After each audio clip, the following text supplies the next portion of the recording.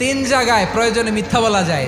এক নাম্বার, আপনার ওয়াইফকে খুশি করার জন্য, সে একটু এরকম না বলে একটু কৌশল করে বললে খুশি হবে, ওটা বলা যায়। দুই নাম্বার, জীবন মরণের ব্যাপার, জান বাঁচানোর জন্য একটু কৌশল করে ঘুরিয়ে বললেন, এটা জায়েজ। তিন নাম্বার, দুইজন ঝগড়া লাগছে তাদেরকে মিলিয়ে দেওয়ার জন্য কৌশল করে একটু মিথ্যা বলা, ঘুরিয়ে বলা যায়। দুইজনের মধ্যে দেখলেন যে সম্পর্ক খারাপ, একজনরে বললেন, ভাই সে তো ওই দিন আপনার ব্যাপারে অনেক প্রশংসা। কি আমার ব্যাপারে প্রশংসা? কি বললো? এই বললো আপনি নাকি এই করছেন ওই করছেন, অনেক প্রশংসা। লোকটার মন খুশি হয়ে যাবে তার ব্যাপারে, ঠিক কিনা?